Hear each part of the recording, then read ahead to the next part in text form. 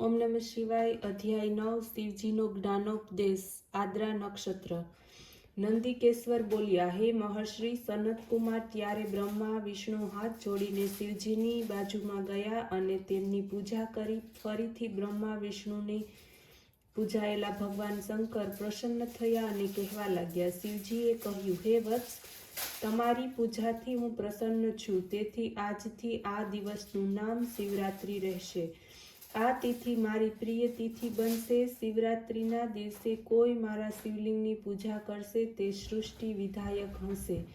જે કોઈ જીતેન્દ્રિય અને નિરાહારી રહીને 1 વર્ષ સુધી હંમેશા મારી પૂજા કરશે તો તે મોટો તપસ્વી જ છે. પરંતુ જે 1 દિવસ શિવરાત્રિના દિવસે મારી પૂજા કરશે તે તેના સમાન જ ગણાશે.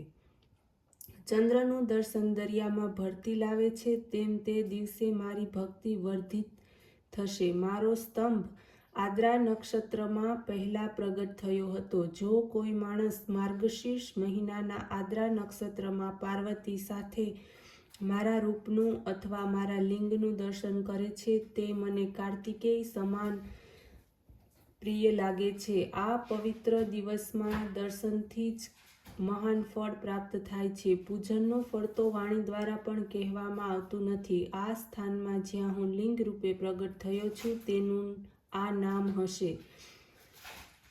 પૂજન સમયે તે નાનું થઈ જશે. તે ભુક્તિ મુક્તિ આપશે. સાથે સાથે દર્શન સ્પર્શ ધ્યાનથી તે જન્મ જન્માંતરમાંથી મુક્તિ આપનાર થશે. વિશ્વમાં તે અરુણાચલને નામે ઓળખાશે.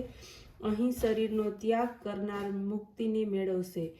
જે આ લિંગ રૂપે રહેલા મારી પૂજા કરશે તે સાલોક્ય, સામીપ્ય, સારૂપ્ય, શ્રાષ્ટિ અને સાયુજ્ય આ 5 પ્રકારની મુક્તિને પ્રાપ્ત કરશે. આમ સર્વ પોતાના ઈષ્ટને પ્રાપ્ત કરનાર થશે.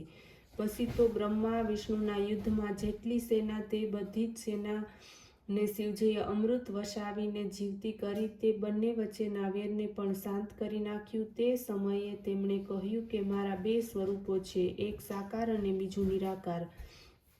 આ સ્વરૂપે અન્ય કોઈ ન હોઈ શકે નહીં, તેથી બીજા કોઈ ઈશ્વર ન હોઈ શકે. મારું એક સ્તંભરૂપ છે અને બીજું અખંડ તેવું સગુણ ઈશ્વર રૂપ છે. આ બંને રૂપો સિદ્ધ છે અને આશ્ચર્ય છે કે તમોએ અજ્ઞાતવશ તમારી જાતને જ ઈશ્વર માની લીધા છે.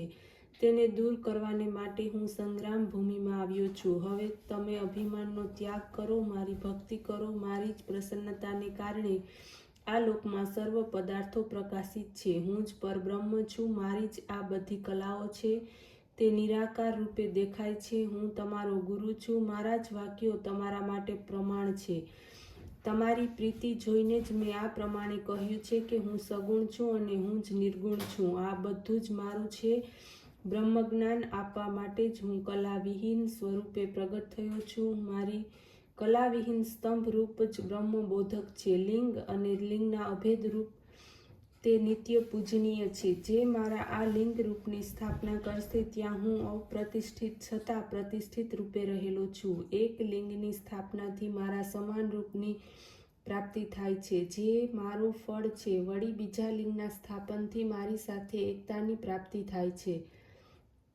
આ લિંગરૂપ પ્રધાન છે તથા પ્રીતિમાં ગૌણ રૂપ છે. લિંગનો અભાવ હોય તો મારી પ્રતિમા હોવા છતાં તે મારા ક્ષેત્ર રૂપે ગણાતી નથી. ઓમ નમઃ શિવાય.